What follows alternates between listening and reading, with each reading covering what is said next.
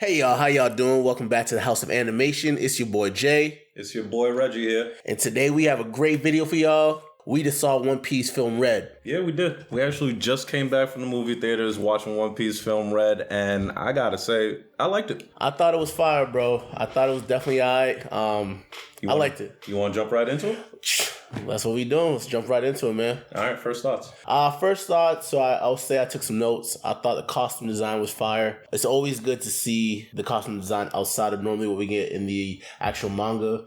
Music was good. Sound was good. Storyline was definitely overall good. Obviously had a pros, had some cons in there as well. And I did love the action sequences. That was definitely one of my favorite parts, just to get to see all the Straw Hats kind of come together and have like a unified attack. I love that. Very fire. Yeah, I guess with first thoughts with me, I would say this was definitely One Piece's musical. It's the first One Piece musical. There was so many songs. After like the third or fourth song, I was kind of like, all right, I get it. We know Uta has a musical devil fruit, so I understand it. But after like the third or fourth song, I was just like, this is enough. How did you like the beginning of One Piece film Red? I liked it. So it started off, obviously, we saw two things, right? We got introduced into the film through our perspective, and then we got introduced into Uta's world, right? So I thought that was cool. I did like the mix of the CGI and the animation because I come from that, so I know a lot of animes are incorporating that. Yeah, I didn't like it. Yeah, nah, I'm hip. Yeah, I didn't like it. Yeah, no, I know you didn't.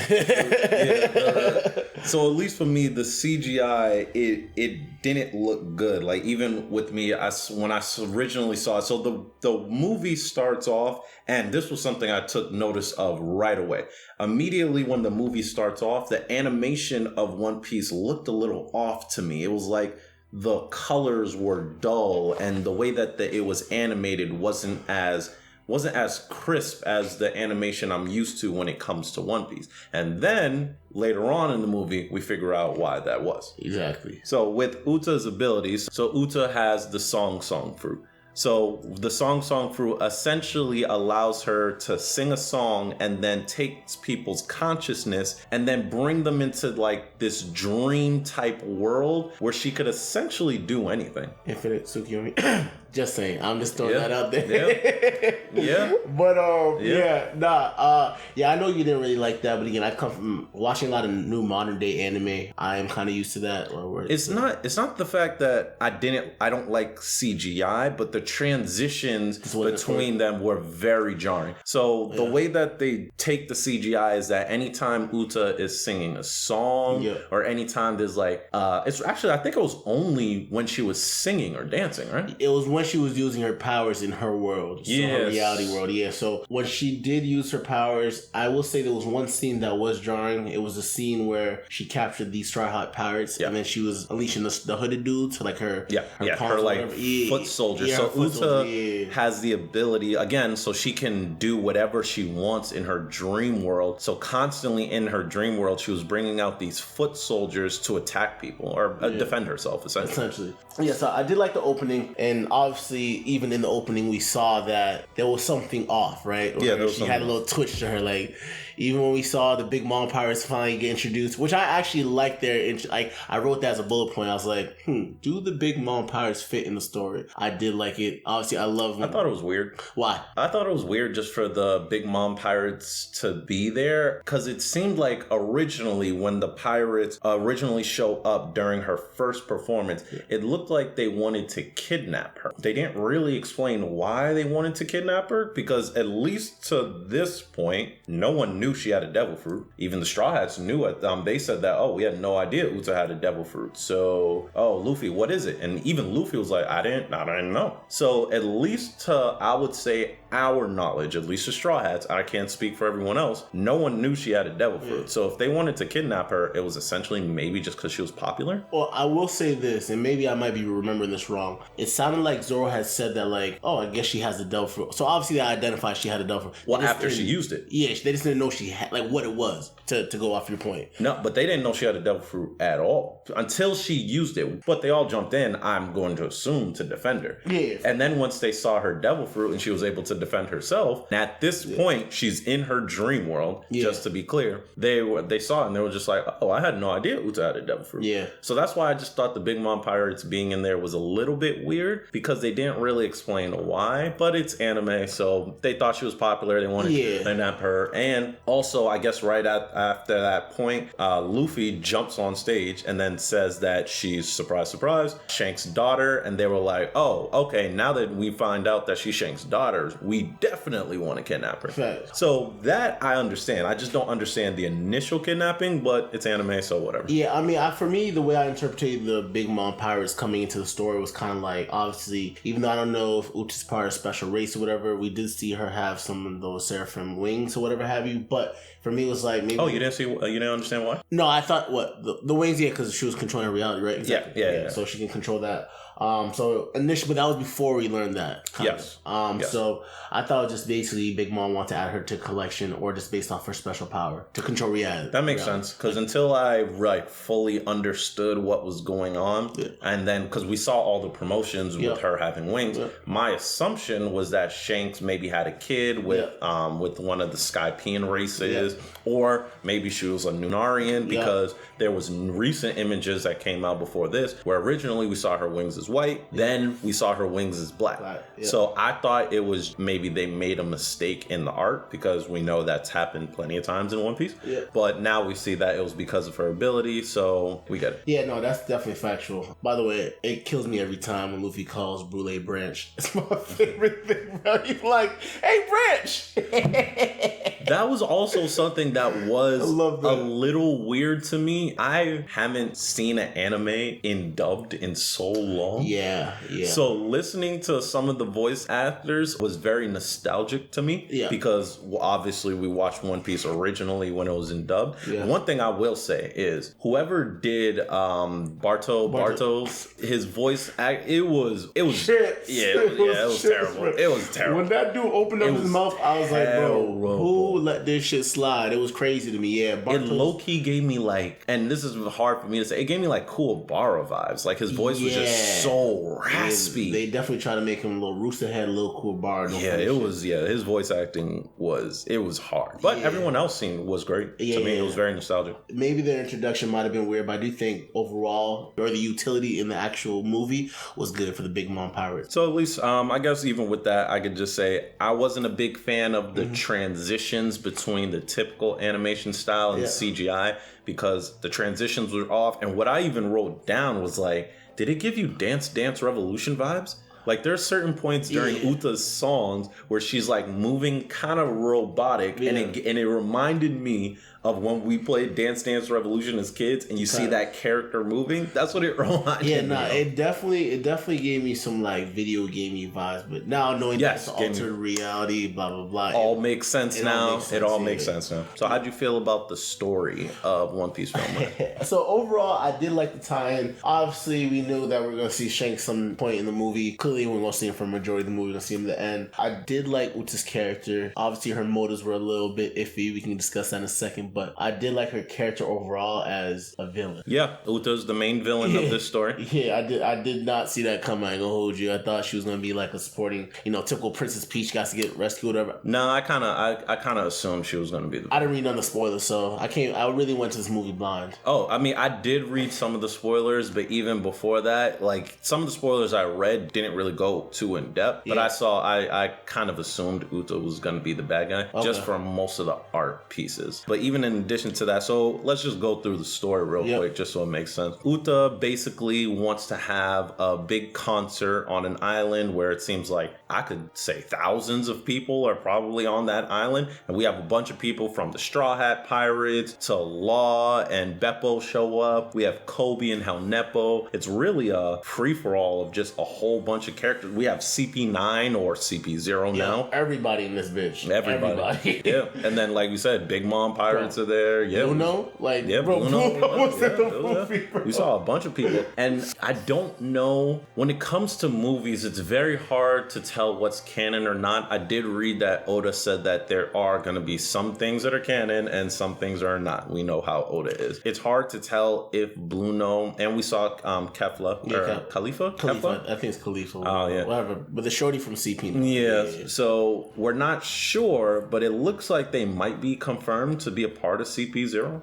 Yeah, no, it's definitely confirmed for sure. Because at least in the movie, we seen Kaku, we seen Rob Lucci, and I think we also seen Khalifa in that last time we seen them in the manga, if I'm not mistaken. No, that was Stussy. Stussy, all right, that was Stussy. Right. They were confirmed, but yeah, Bluno, Kefla, Jabra. They're not confirmed. You're right. Yeah, they're not confirmed in CP0 yet. As far as we know, it's just Lucci and Kaku. Kaku, yeah. Wow. But with everyone else from CP0 or CP9, sorry, we see probably about half of them in the movie. Fact. So then with that, Uta is having this musical concert on this island. And then from there, it kind of jumps straight into the story pretty quickly. It didn't really play around too much. Yeah, I do think the pacing was good. Like, for the movie in its length, I thought the pacing... The movie wasn't that long. It was about like, what, two? It was like 2.5? Yeah, it was like an hour. At best. Yeah, hour 45, 55. I thought the pacing was good. But like you said, once we got to the meat and potatoes of the story, we was flooring it. Like, not flooring it, but it was a good constant speed. Like, you know what I'm saying? So essentially what happens is that Uta grew up on an island by herself with her and her, I guess, second adopted dad, because we learned that Shanks is not her actual father, but her adopted father. She grows up on this island, and then she starts to train and learn how to sing more from Gordon, who we find out later was the king of that island. So from there, Uta starts sending out a bunch of her musical clips across the world, and you had a great line when we were in the movies where you said, like, pretty much the first YouTube star, like, she found some transponder video snails, which is crazy. Washed up on a store, and didn't it say, what did it say, GS what? It said SSG on it, so they were Vegafunk transponder sales. So that threw me off for a second as well, where it was like, there's a couple of contradictions in this movie, at least the way we know that the world works in One Piece right now. But I guess we can get into that later. But at least as from my knowledge, when it comes to transponder snails, the range of transponder snails isn't that far. And they were saying that those transponder snails were sending signals of Uta singing across the world. But then when I saw that it said SSG on it, which leads to Vegapunk, I was just like, all right, I'll let it slide. Especially what we know about Vegapunk now. So Uta starts sending out her songs pretty much across the world, and she starts amassing a bunch of fans, becoming, I guess, first YouTube star of One Piece, and also the most popular singer in the world. And I would really wanted to like see a scene with her and Brooke. Like seeing them like exchange music, because we know Brooke was a star. Bro, she really was a pop star, like a pop star, like Madonna. She was a K-pop star. Big BTS vibes. K-pop star. Every time she went into a song, it was like the movement, and again looked like a video game. Facts. I was like K-pop. But then from there, it's revealed where Uta pretty much hates pirates, or she wants the age of pirates to come to an end. So then she's been secluded on this island, doesn't have any knowledge of what's going on in the outside world, and Luffy says he wants to be king of the pirates, which I feel like she knew since they were kids.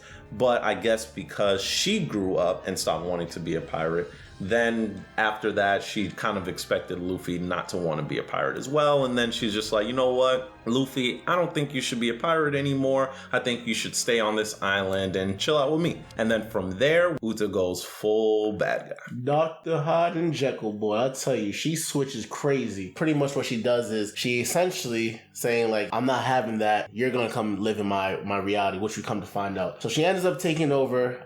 So Straw Hats obviously have some opposition to this. She captures them with her Sing Sing fruit. Essentially, she can make anything happen in her world. So after that's done, pretty much everyone kind of goes on the run. Well, Luffy goes on the run. And from there, it's a weird situation because it's a little bit jarring for us. We're kind of flashing in and out of the real world and this dream world.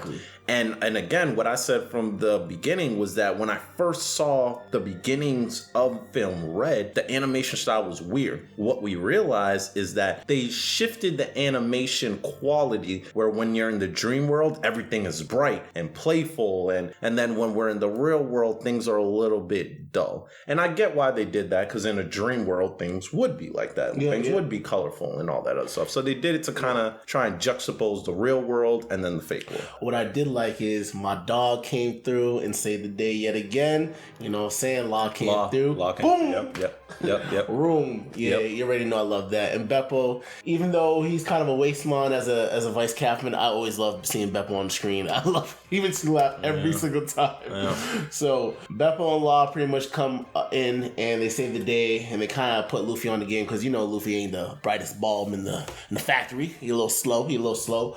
So essentially we kind of see the plot get revealed, so they kind of explain, and basically they explain what's going to happen, how they are living in an altered reality and versus their real bodies are stuck in the real world. Yeah, Kobe comes through and pretty much explains what's going on. How he found out what's going on is cool, whatever. Facts. Anime, we'll let it slide. we'll let it slide. Yeah. It's anime. Yeah. But he comes through and pretty much explains what's going on. So everyone who was on the island is in the song world. Yeah. And the people who aren't in the song world are the red-haired pirates and the admirals and the marines that start showing up. So because of Uta's powers and also the entire world, because everything is being broadcasted, we find out that she's Shanks' daughter. She has this amazing power, which is really destructive and could potentially destroy the world, which it almost does.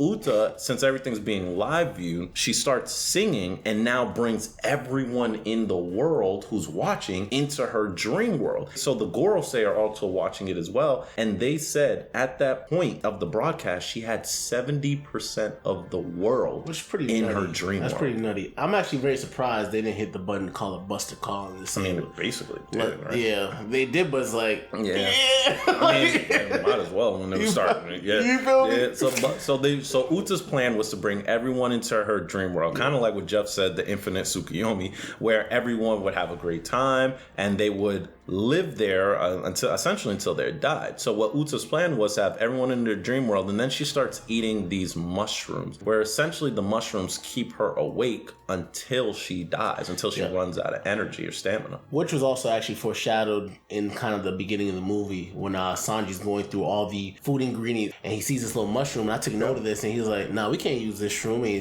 tosses away. I was like, that's gonna have some significance. Yeah, facts. So I did like that. A little foreshadowing. So Uta's plan was to have everyone in the dream world. She was going to stay awake as long as possible, and then once she dies and so many people were in that world, they would essentially live in that dream-like state forever. Which is crazy, because to have 70% of the world essentially dead, that would have been insane. Nasty business for sure. So is it fair to say that the Marines wanting to capture Uta kind of makes the Marines sort of the good guys? I don't know, bro. No funny shit. I can't really jack that. The only reason why is because they was out here killing people, bro. And I get it. You gotta break a couple eggs to make an omelet. I get that, but it's like... So Uta's powers in the movie, so once everyone's in that dreamlike state, she's like God and pretty much can do anything. But in the actual world, she's actually has the ability to control people who are sleeping's bodies. Yeah. So the Marines show up and try and capture Uta, and then what she does is that she takes the innocent people who are sleeping, controls their bodies, and then uses them to attack the Marines. Initially, the Marines don't want to hurt any of the people. Cap. Yeah, it's Cap. Yeah, and then because Uta loves her fans. Yeah, she does. So my only issue with this, and the reason why I feel like they were kind of partial antagonists, was more so going back to what she felt about Kobe, like how did he know all this information? It's the world government. I assume they knew about her before the events of the film. Sure. So it's like they had some file, but it's like, why are y'all being reactive instead of proactive? You feel what I'm saying? Being the world government that they are, because they usually always... Sure. But I'm gonna side with the government a little bit on this one because they said that she had 70% of the world in that dreamlike state. So if let's just say that there's the same number of people in the One Piece world as there are here. There's 6, possibly 7 billion people in the world. So 70% of that. So the Marines go on the island, and because Uta loves her fans, they start shooting people, and then they realize that Uta she gets really distraught when innocent people get shot. She gets flustered and then starts to want to take care of them. So then they start shooting innocent people to like possibly break her focus and break her hold on these people. So again, there's thousands of people on the island. There's billions of people in the world. So I'm not gonna. I get it. It's not right, but if you had to choose, which I understand, yeah. But if it's because it was not for me, it wasn't really clear how they could break her focus. Like obviously we saw in the movie, it's like if we could break her focus by like killing innocent people to get her mind to be all fried and all that, why not just give her the sweet chin music? Like, why not just beat her? Like, pause, that's something crazy. Well, because she even said, because at this point, she has 70% of the world in her grasp. Yeah. If we kill her, she said that if we kill her, then potentially all those people would die as well. Not kill her, just beat her up a little bit. Like, I'm in, like... And then if they kill her by accident, 70% of the world is dead. It's too much of a risk. It's probably... I understand the idea of breaking her focus, because devil fruits, most of them, they're active abilities, so you have to focus or do something. So breaking her focus, and then potentially people start waking up, and then killing her, I get it. It's not right, but I get it. But so essentially what happens is that in the real world, the Marines show up and try capture Uta, try to do anything they can do to break her focus. And then once the Marines start shooting people, that's when the red hair pirates show up. And Ben Beckman, my dog, was not having none of that. He came through with the guns blazing. He was not having none of that. I've never seen Admiral's bitch up so easy. Oh, yeah. Like, bro. Oh, yeah. Yo, Kizaru was like, nah, bro, I want no smoke. And he was on chill. Like, he was really about to go off. And he's like, nah, y'all got it. Yeah. Y'all good. Yeah, it was really, it's always funny to see the Admirals really back down against the red-haired pirates. And it shows that, like, multiple people on the red-haired pirates are Admiral level. Yeah, fast. Definitely. Because we saw him bitch up against Shanks. Yep. We saw him bitch up against Ben Beckman. Yep. We even saw some bitch up against Lucky Roo and Yasa. For sure. It was very cool to see Ben use arm and hockey when he blocked on his bullets. Yeah, that was fire. No, you saw him use arm and hockey on the bullets. Yeah, but he also used it to stop the bullets. The bullets that was fire too. It was quick. But yeah, obviously we know he was gonna implement that into his moveset somehow, whatever. So later on in the movie, as we keep going forward, we find out that the island that they were on was destroyed by Uta when Uta was a kid because of her song fruit and the fact that she had such an amazing voice. When they were on Elgia called the musical capital of the world, it had a bunch of these musicians where it was basically an island for music. So it seemed like it would have been the perfect island for Uta. Uta was singing there as a kid, and then all the people loved her. So when Shanks was going to leave the island and obviously take Uta with him, they wanted her to sing one final song. Now, on the island, there's a legend about Tot Musica, which essentially is the demon king of songs. So somehow, some way... Not Piccolo. The demon king of songs, somehow, some way, his musical score got near Uta, and it said that to bring the king of songs out, or the demon king of songs out, you needed someone to sing the musical score. Uta, with her amazing voice, sung the musical score along with her devil fruit, brought the demon king out, and he basically destroyed the island. And fried it.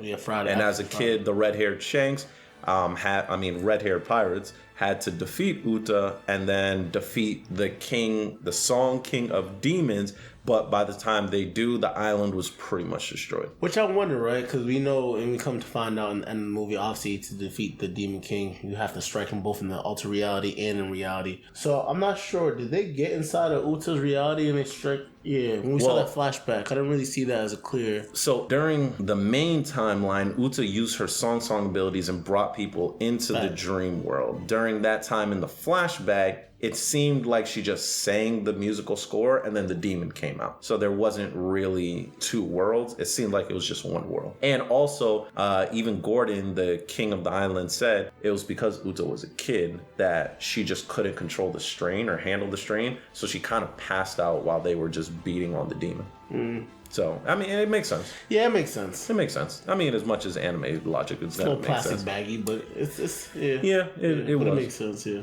So essentially what happens near the end of the movie is that we realize there are two different worlds. So the red-haired pirates are pretty much beating on this giant kaiju type bad guy in the real world, while in the fantasy world we have everybody else. Bro, it was like the Avengers, bro. I kid you not, bro. Everybody was fighting this dude, and it was great to see because, again, some of the best pieces in this movie are the action sequences. Oh, yeah. Like when Robin and Chopper did that combo move where she did, yeah, bro. Love it. Love it. Bro, that was fire, bro. What I can say about this movie is that the chemistry is fire. Chemistry and the team fights were amazing. Yeah, the chemistry and the team fights were definitely fire. We get maybe three team fights throughout the movie. So the first two were probably just the Straw Hat Pirates. The first two with the Straw Hat Pirates was in the beginning when we first fight off against the pirates who were trying to capture Uta in the beginning. Yep.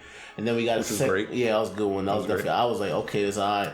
And to see like Sanji anime on the big screen, like obviously that double jump, it's always fire to see that fire. We also saw it when they were in the research room. Yeah, when they were when they were in the library trying to figure out what Uta's powers were, or trying to find out what happened to the kingdom. And they fought against those ancient guardians. Yeah, it looked like just gargoyles essentially, like stone monsters. Fine, did they shoot beams, right? Or it was something. Don't think so. I think that was Frankie. Frankie did have a beam. Frankie was amazing. Honestly, everybody was amazing in this with their powers. To me, like, who's the standout to you when it came to just the Straw Hats using their abilities? I think I know who mine is, but so Frankie was the fire, but Brooke had this one really good scene. I was gonna say Brooke. I love Brooke's powers, and unfortunately, I don't think he gets enough love as he should. The freeze powers, it's like, especially to see it animated, bro. Fire. Because with Brooke's abilities, he uses a fencing style, so it's very quick, and all of his special moves is him moving at like damn near light speed, and then hitting someone without them even realizing it, whether it be freezing them or whatever. And seeing it here was amazing. And then also a standout to me, and we only really got to see him like 2 or 3 times, Jinbei. Yeah, Jinbei was fire. And throughout the anime, Jinbei has been in the anime for so long, I can't really recall. I mean, once the Wano fights start to get animated, we'll see it. Jinbei hasn't had that really many fights where he showed off his abilities. I know he had that one short fight against Mihawk. He had his one short fight against Moria. Currently, right now in the anime, at least, he's having his fight against Who's Who. Yep. And he also had a really short fight against Big Mom, but we never really seen a lot of what he can do. And in this movie, we saw it. Yeah, we got to see, bro. Everyone honestly had a real fire. Like, even when Usopp was shooting off his stars, I thought that was fire. Like, Usopp actually didn't bitch up once in this movie. Not at all. Like, this man, like, none of the weak trio bitched up. Usopp didn't bitch up. Nami didn't bitch up. Chopper was out here doing comfort. Chopper was amazing. Yeah, Chopper did his thing. Chopper did his thing. But I can also say another standout to me was, these are my 3 standouts. I was going to say Frankie. Oh, yeah, well, we have mentioned Frankie earlier, but Like, those are my 3 standouts. The reason why they're standouts, not to say Sanji or Zoro didn't have amazing moves. We see them all the time. We see it all the time. Yeah, we see it all the time. We see it all the time. There's nothing new. Like, and it was great to see, but we see them so much. It was just like, it was nice to see the other Straw Hats get really good moments. Yep. Yeah, definitely one of my favorite moments has to be that combo with Robin and Chopper, man. It was just fire. That last scene was everything everything was just super fire. But I think Frankie do gets a lot of love, like in the anime, but like this was very particular. It was different. Yeah. And it was definitely different. So essentially what happens at the end of the movie to break the spell that's happening is that they have to attack Uta on both sides, the real world and the fantasy world. So Luffy essentially deals the final blow in the fantasy world, while Shanks deals the final blow in the real world. And it's a really great team up. Now, this was the interesting part to me that I really wanted to talk about the inconsistencies about some of the things that we know in the One Piece world. Like what? Observation Haki. Its abilities are so weird, like there's no real focus on them. Now, Conqueror's Haki. Conqueror's Haki is pretty much just used as intimidation or to get rid of Small Fry. Yeah. So, and I'm sure there's gonna be, I'm sure there's an advanced Conqueror's Haki that we'll find out, and we kind of already do, where you're able to infuse Conqueror's Haki into your body to like deal better, stronger hits. Yeah. So there's that. Advanced Armament Haki. We know what that is. So again, makes your punches or makes your attacks more dangerous, and then also gives you better defensive capabilities. Exactly. So you have the general Observation Haki where it's like it gives you sort of like a sixth sense. Yeah, like perception, yeah. Yeah, it gives you better perception of what's going on. Then you also have Observation Haki where you can sense the emotions that are going on around you. Like we even saw it with Kobe during Marineford, where his Observation Haki was starting to become awakened, and he started to basically just get overwhelmed with all the emotions in the battlefield. Yeah. So then we also have Future Sight, and then in this movie we see another application of Observation Haki. Like we said, to defeat Uta, they had to coordinate attack between the real world and the dream world. Now the two people who coordinate the attacks are Usopp and his dad, Yasopp. Now, that again, we had that confusion a little bit. So would you consider that a like advanced form of Future Sight? Obviously still Observation Haki, or it's like, would you classify that as another subclass of Observation Haki? I'm gonna have to classify it as a subclass because Future Sight is what it is. It's the ability to see a couple of seconds into the future. Now, with the Observation Haki that we were seeing in the movie, Usopp and his dad were like communicating with each other. But so here's the thing: when Katakuri first came out into the scene, he's like, "Oh, I can see through Brulee's eyes, through Future Sight," and it was very weird how he explained. Even that didn't make sense. But that's how he explained it. So for me, it's like, is this an advanced form of Future Sight, or that doesn't make any sense? Because it's like, I'm it's factual. But that's what the brother said. But that's what I'm saying. It doesn't make any sense because it's the idea of like, okay, so you can see into the future. Now you can see into the future of other people, or maybe the movie didn't do a good job explaining. Again, it's speculation. It could be that the alter reality is not in the same time frame, so it's just slightly ahead, which is again speculation. Exactly, that's wild, theory. Because even then, they said that we have to defeat Uta at the same time, and they said that a lot throughout the movie. So even that's like, again, this could be a speculation. Maybe it's like that form of observation for Haki allows you to really dissect or speed up that time frame. But again, was poorly explained.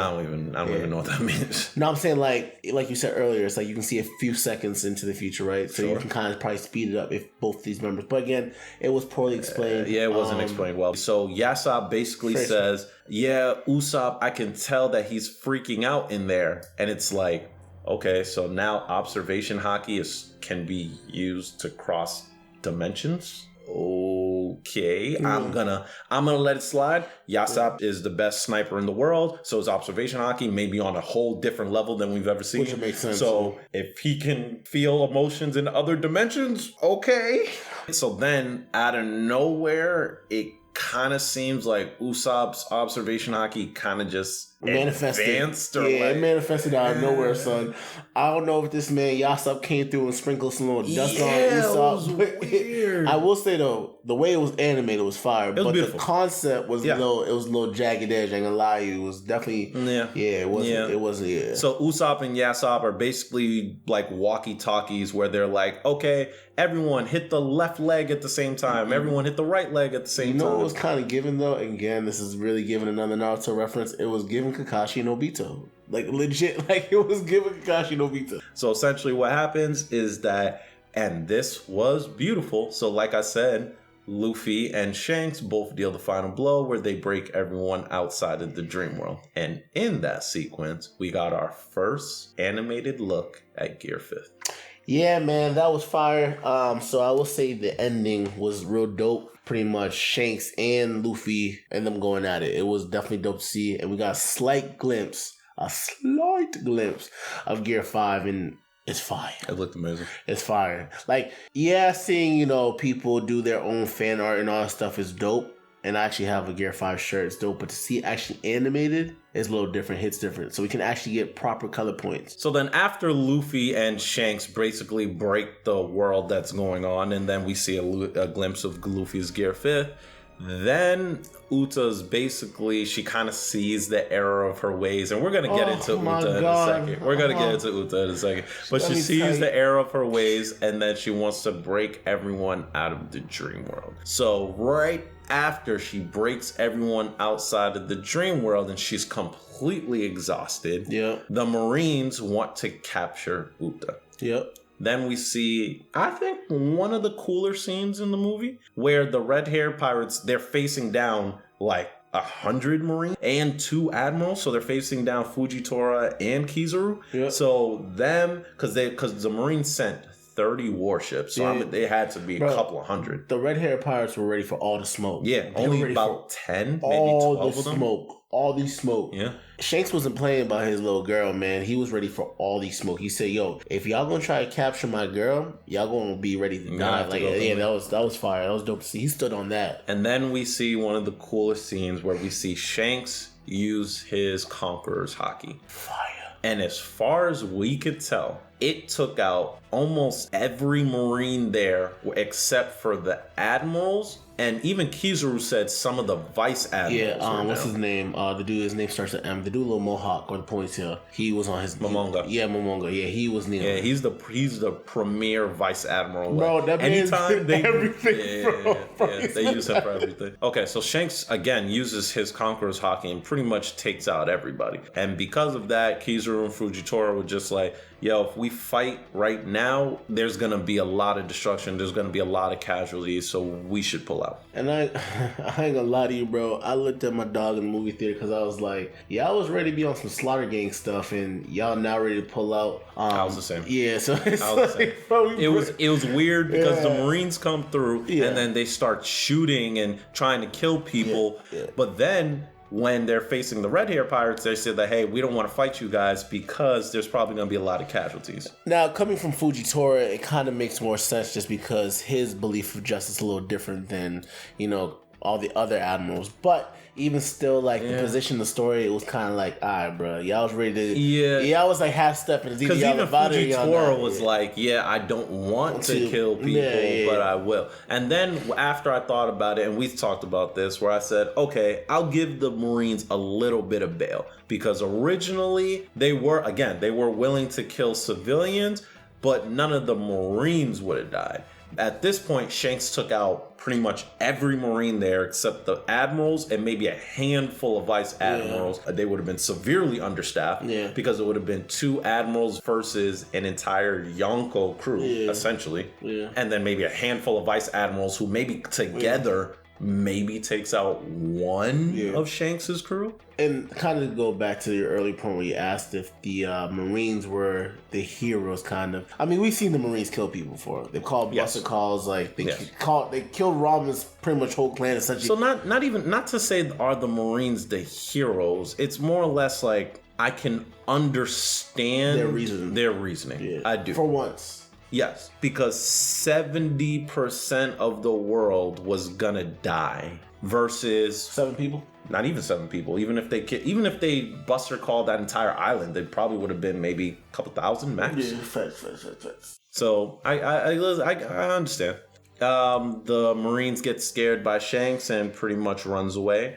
And then from there, the movie, for the most part, pretty much ends. Everyone is taken out of the world. and then Luffy and I was disappointed about this. Luffy and Shanks didn't get to meet. Yeah, but you knew that wasn't gonna happen. Yeah, I knew it wasn't gonna happen. I would have liked it to happen. I understand that's a moment to save for the manga, but I'd be interested to see if Uta's gonna be canon in the story.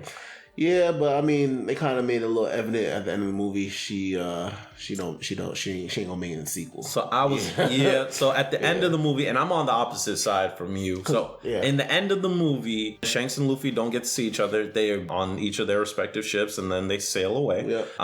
But we see the red hair pirates looking pretty somber and huddled in a circle, and we assume it's around Uta. Yeah, Uta's laid down. Now there's two sides where, because of the stress of that Uta put on her body and everything that she went through and put everyone else through, that maybe she wasn't able to survive and just died from the stress. Or I think the last time we saw her, she fell asleep. She fell asleep in Shanks' arms. So my assumption is that they're just huddled around her while she's sleeping on the ship. The reason why I think she's alive is because Oda's is pretty well known for not killing off characters. Yeah, and I would agree with that, but what was the point of the medicine? What was the point of her refuting it? What was the point of the somber look on Red's face and like all these little cues? Obviously, Oda's not known for killing people, but there was a lot of subtle cues that we were given in the later half of the story, or actually the end game of the movie, where it was like, Shorty's kind of on her last leg, but Oda is not known for killing people, unless your name is Ace. Oda's not known for that. Yeah, he's just started killing people in Wano, but he was frying motherfuckers. Yeah, he's just started killing people in Wano, but I'm gonna take it as she fell asleep because endless sleep. Yeah, not even endless sleep. I think she just fell asleep. I think she was just so exhausted that she fell asleep. I think we might be able to see her again, and then if she is canon, we're not really sure yet, but I do think.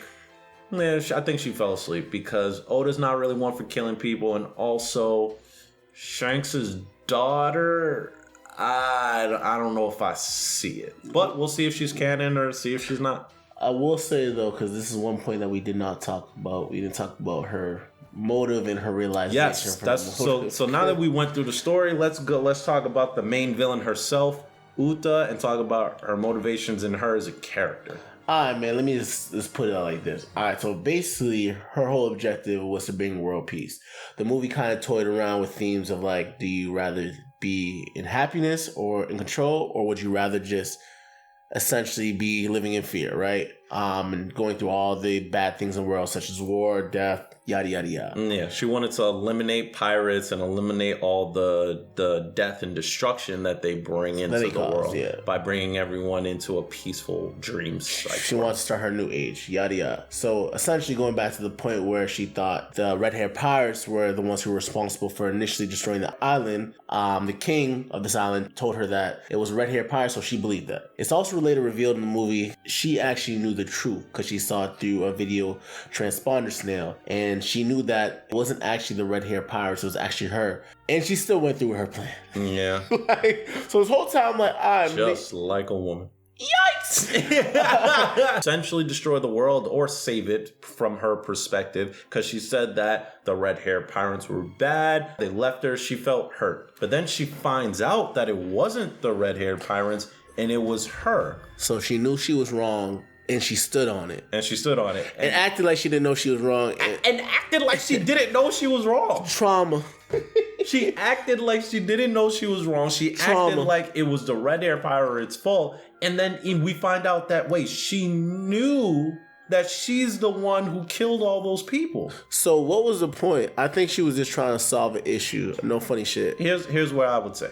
We find out through the backstory that she didn't find out that she was the one who destroyed the island until about 2 years ago, did he say? Yeah. It was fairly recently. Or no. Not recently, but... I thought she said 2 years after the incident. Or was it 2 years? No, she said 2 years before... And maybe it was 2 years after the incident. I don't remember, but I know she said 2 years something. But I think by that time, she found a transponder snail of someone who recorded the incident. She had this perception of pirates, which again is weird because she was a pirate and grew up on a pirate ship. Yeah. But she started to grow a certain perception of pirates, that they were evil and they do bad things. And then she started meeting all these people through her music who said the exact same about pirates. So she was like, okay, maybe they didn't do this, but they did all this other stuff. So maybe the world would be better without them. So again, I'm 100% on your side, and I think that was crazy what she did. But I'm trying to shoot her a little bit of bail where it's like, all right, she got this perception, and even though she was wrong, she has so much other evidence to maybe show that she was kind of right. I wish y'all could see my face, because for me, it's like, yes. I'm playing devil's advocate. No, I want to play devil's advocate too. Yes, I always will tell people, if you feel a type of way, you better stand on it, but... Oh, she stood on it. Oh, she stood on it. She stood on it. She stood on it and was about to take billions of lives. Yeah, bro, it's like, if you want to go, hey, bro, be my guest, but don't take 70% of the world with you. This girl was actively killing people. Genocide. Actively. Yeah, Genocide. she tried to... on global level. Genocide. Like, we thought the Marines was bad. Nah, Shorty was really wilding out. Shorty was definitely wilding out. On a global level. And then tried to act like everybody else was in the wrong. And that she was right. It was like the Michelle Tanner meme where she's just looking around the room like... Yeah, it was crazy. It was crazy. Yeah, I don't know, bro. And the entire time, Luffy didn't hit her because he was like, hey, that you're my friend, and people make mistakes. And I'm like, bruh. I would have definitely gave her Mizuki. Yeah, I would have ducked her out a couple times. Just right in the back of the head. Is nothing crazy. Nothing crazy. Just a little tap. A little tap. So with that, Uta, harsh job. Being a woman, just had to get. I didn't say all that. Had to get an emotional talking to, and then saw the error of her ways, and then she started to see the light. Hey, you were there. You were on that side. You had to just have a little bit of a conversation, and now you're back here, back to a good guy. Yo, that's crazy. For me, if I'm gonna play devil's advocate, I do think that she was written in that specific way, maybe to reflect that. It's like, bro, why y'all do that? Yeah, I don't like that. I don't like that. I don't like, because I really don't like how sometimes female characters are put into such a box. Yeah. Where it's usually an emotional type box. We've seen so many examples of great female antagonists who have like legit reasons and like logic behind their actions and are fantastic characters in general. But like we said, Uta was written that way, so we understand. My biggest gripe was definitely that motive. An issue with how female characters are written in anime, I would say that. But overall, I think Uta was a great character outside of that. But other than that, I think that's it for me. Do you have any final thoughts or opinions about One Piece Film Red? Nah, I mean, I'll say this. Definitely recommend go see it. I give the movie a nice solid 8.7, 8.8.